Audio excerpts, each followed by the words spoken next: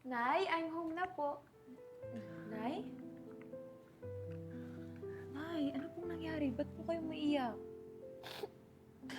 Anak, iniwan na tayo ng tatay Chan mo. Sumama na sa ibang babae. Kasi daw nahihirapan na siya sa atin eh. Nay, okay lang po yan. Kaysa naman sa andito nga po siya pero lagi niya po kayong sinasaktan. Nay, kaya po natin to. Mag-working student po ako. Anak, kakayanin mo ba?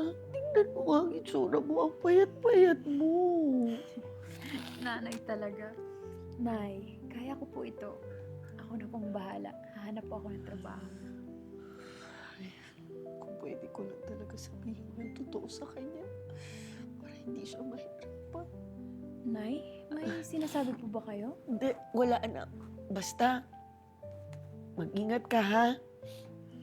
Opo, Nay. Huwag po kayo mag-alala.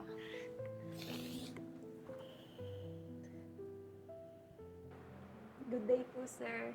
Good morning, Iha. Pwede ka na umupo? Pwede kong makita yung resume mo, Iha? Thank you.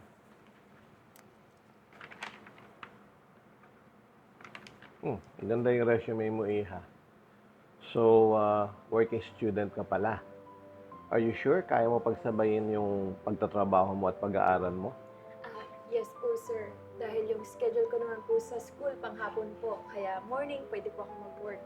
Okay. So, pwede ka nang magtrabaho dito. Anyway, tawagin ko lang yung aking manager para mai-orient ka at maituro sa'yo kung ano yung dapat mong gawin. Naku, sir, maraming salamat po. Hindi niyo po pagsisisihan to at talagang gagalingan ko po. At sobrang laking tulong po ito para sa nanay ko. Okay, good. Hey,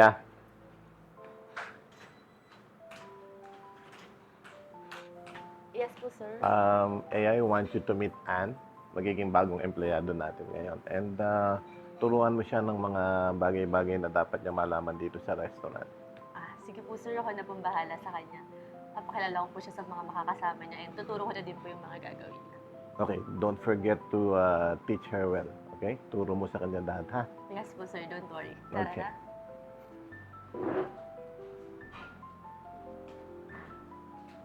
So, eto yung bar natin. And si Angelo, yung bartender natin, siya yung mag-explain sa'yo. So, Angelo, explain mo na. So, here in the bar, lumalabas lahat ng alcoholic drinks natin. So, yes. And let's always practice Kaigo. Always clean and go.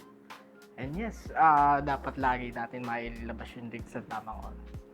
So, eto naman ang ating kitchen. Nandito si Robert and Enzo. Enzo, this is Ann, ating new employee. Explain sa kanya kung ano yung dapat gawin. Bali dito ma'am, kailangan lang natin ng complete production, good serving for the guests.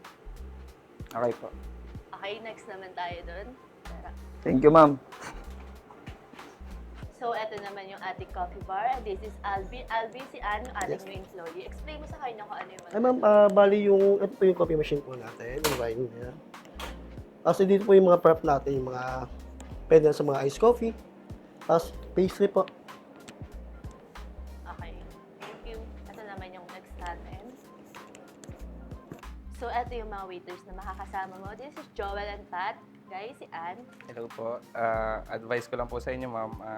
Kailangan yung i-memorize yung menu, then be attentive lang po. Okay. So, Ann, eto na yung mga uniform mo. You can start tomorrow. Thank you po. Hello, Nay? Hello, Nak! Nay, may magandang balita po ako sa inyo. May trabaho na ako, Nay. Talaga, Nak? Ang galing-galing mo talaga! Sobrang proud ako sa'yo! Sabi ko naman sa'yo, Nay, ako nang bahala. Tsaka, alam niyo po ba, yung boss ko, pati yung mga kasamahan ko, babait nila, Nay. Talaga ba? Mabuti naman, anak! Ay, ang saya-saya ko ngayon. O, sige na, umuwi ka na ha, at mag-ingat. I love you, Nak! I love you too, Nay.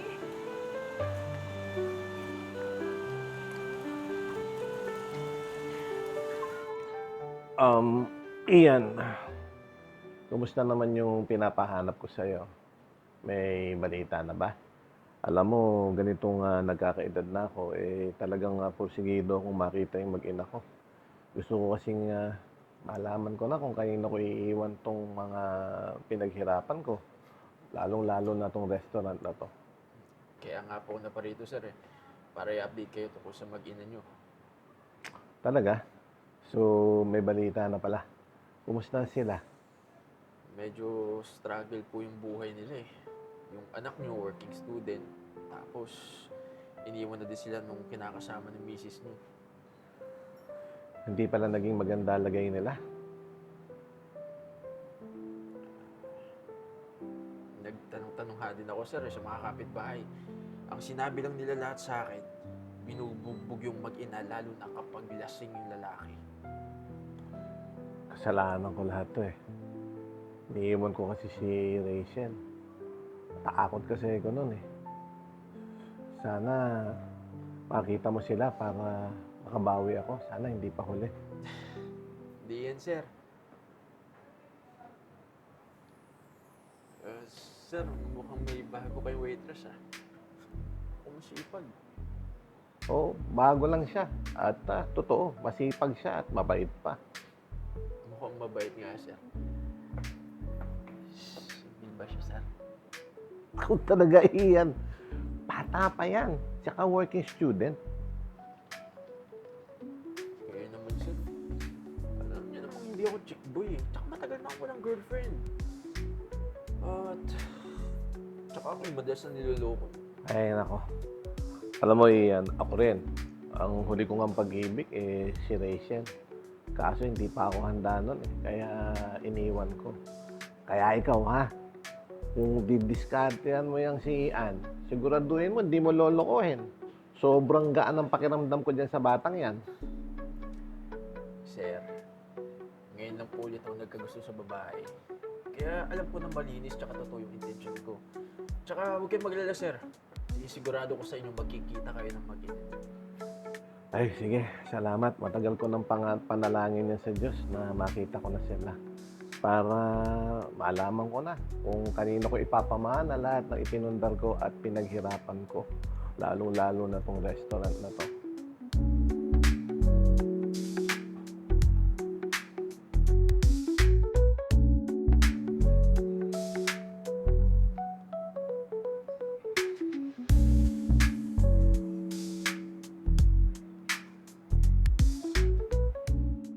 Nay, dito pala ako nagtatrabaho sa Finkels. At dahil sweldo ko po at day off ko pa, ililibre ko po kayo. Para matry nyo naman yung food nila. Talaga ba na? Na? Ang ganda naman pala ng kung saan ka nagtatrabaho. Feeling ko masarap dito. Na. Oo, Nay. Masarap talaga yung food nila. Talaga? Tara na, upo na po tayo.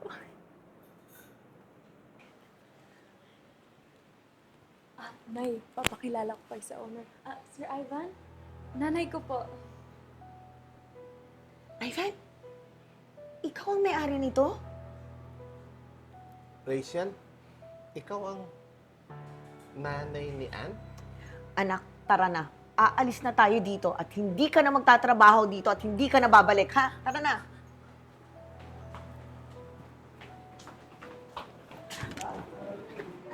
Halika na. Nay, teka lang po. Bakit po ba kayo nagmamadali? Hindi pa nga tayo kumakain eh.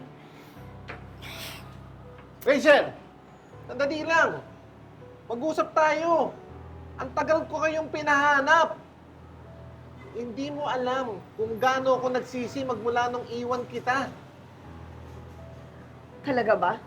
O eto, nakita mo na kami. Kaya kami naman ngayon ang aalis. Isa pa, baka maging pabigat kami sa'yo. Sa'yo ng anak mo. Ivan, may sasabihin ako sa'yo. Talaga? Ano yan? Buntis ako. Magiging ama ka na. Ano? Buntis ka? Hindi pa ako handa. Saka, marami pa akong pangarap. Di ba sinabi ko sa'yo, gusto ko pa magkaroon ng sarili kong restaurant. Kahit naman buntis ako pwede mo pa rin ituloy yung pangarap mo, tutulungan kita. Hindi pwede yan. Hindi pa ako handa. Uwi na ako. Punta na lang kita sa bayan. Ivan! Oo, Ivan. Anak mo si Ann. Siya yung pinagbubuntis ko noon nang iniwan mo ko. Nung nagalit ka sa akin at iniwan mo ko. Pero wala akong magawa. Nandyan si Chad. Pinili ko na lang si Chad. Sinamahan ko siya kahit hindi ko siya gusto. Para lang may makilala si anak na ama at maging isang pamilya. Pero nagkamali ako. Hindi kami tinuring ni Chad na pamilya. Dahil pabigat lang daw kami sa kanya. Kaya nagdusa kami mabuti kay Chad. Dahil lahat to sa'yo. Dahil iniwan mo kami. Kami ng anak mo. Rachel, tawarin mo ko. Hindi mo alam kung paano ko nagsisi magmula nung iwanan kita. Hinanap kita. At para malaman mo, wala akong ibang babaeng minahal bukod sa'yo. Teka lang po, naguguluhan po ako. Nay, ang ibig sabihin po ba si Tatay Chad, hindi po siya ang tunay kong ama? Kaya po pala hindi ko maramdaman sa kanya ang pagiging isang tatay. At yung nakita ko po si Sir Ivan, ang gaan po ng pakiramdam ko sa kanya. Mintik na Chad dyan. Sino pang Chad dyan? Tigilan mo nga yung katsat-chad mo. Hindi mo ba nakita tayong magkamukha? Tayong mag-ama. At saka, pwede ba? Tigilan mo yung katatawag sa akin na Sir Ivan. Daddy na lang. Pwede. At listen, baka pwedeng patawarin mo na ako. At bigyan mo ako ng pagkakataong uli at buuin natin ang isang masayang pamilya. Ang tagal ko itong hinintay. Ang tagal ko itong hinintay na matanggap mo si Ann. Na makilala ka niya. Na mahalin mo din siya na bilang isang anak mo. At maging isang masaya tayong pamilya. Ang tagal-tagal ko na itong pinagdadasal sa Diyos. Nagtupad na rin ngayon. Patawarin niyo akong dalawa. Babawi ako sa panahon na nawala sa ating tatlo. Mahal ko kayong dalawa.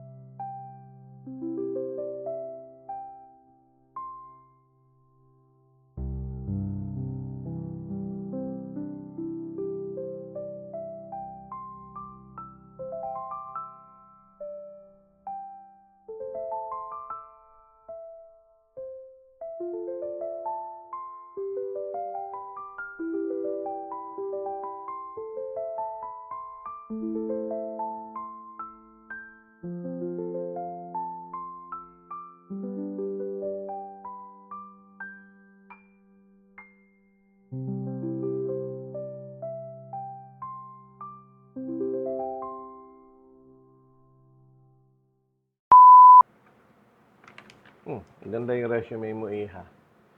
So, working student ka pala. Are you sure kaya mo pagsabayin yung pagtatrabaho mo at pag-aaral mo? Yes po, sir. At yung schedule ko naman po sa work, sorry. Okay. Thank you. Schedule ko po sa school. Sige, go. Okay? From? From me. At dito na. Hawa ko. So, eto naman ang ating kitchen. Andito si Robert and Enzo. Guys, this is Ann, ating bagong employee. Explain nyo na sa kanya kung ano yung gagawin. Bali dito, ma'am, kailangan po natin ng... Ulit, ma'am? Kinabahan ako. Nawala. Complete production. Pinagpawisan eh. Pinatakot niya si... Tawag. Game, ma'am. Iya kasi. Pag mo titigan. Okay. Pagpawisan ako, ma'am, ah. Wala umpisa? Rolling. Okay, 3, 2, 1, action. Ito yung ating mga waiters na makakasama mo. Si Joel and Pat. Guys, si Ann. Hi po. Advice ko lang po sa iyo, i-memorize niyo lang po yung menu and be attentive lang po. Okay. Next natin. Ano kasi? Bibigyan niyo yung uniform. O kasi wala na eh. Wala na eh. Ay, eto pala, Ann. Pagkatapos, eto na yung uniform mo, you can start tomorrow. Diba? One more. Isa pa daw. You can start tomorrow.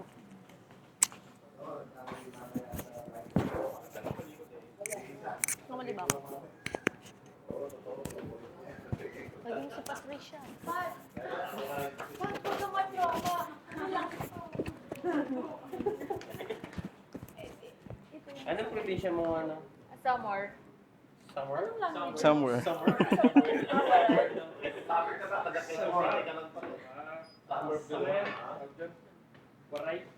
Parang crush ka ni Wenhart, binibidyoan ka oh. Kaya nga. Hindi, dinazoom mo nga kay Pat eh. Wenhart. Hindi ka na magtatrabaho dito at hindi ka na babalik, ha? Tara na.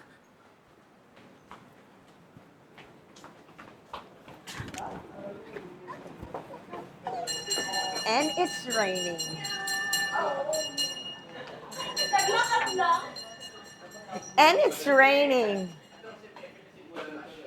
Hindi, akala ko Yeah. kakat nyo naman, di ba? Yung habang. Ay, siguro gaganyan si tatay. Rachel, saglit lang. Meron. Nauna. Rachel, patawarin mo ako. Hindi mo alam kung paano ko pinagsisihan yung pag-iwan ko sa'yo. Nakakalimutan ko. Sorry. Sige. Sorry. Okay lang. Ano, pagsisisi. Okay. Okay. Dito. Okay. Tingnan ko lang kung kayang ingin. Kita ako. Yan ko.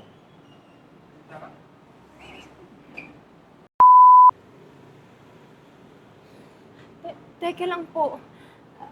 Nay, ang ibig sabihin po nito, si Tatay Chad, hindi ko po siya tunay na ina. Talagang bading. Hindi alam. Kasi tatay mo siya.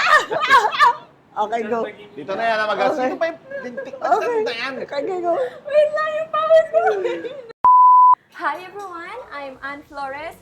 I would like to invite you all to subscribe on YouTube channel, The Crazy Ones, and also follow us on Facebook, The Crazy Ones. Also, don't forget to follow and subscribe on Pinkels Makati on Instagram, Facebook, and TikTok. And feel free to visit here at Pinkels Makati, located at Dorban Hotel, lower ground floor. With The Crazy Ones, life never gets old. Oh yeah, so wherever we go, the story's told. With the crazy ones, life never gets old. Let's go, living this life, feeling it in our soul. With the crazy ones, yeah, let's roll.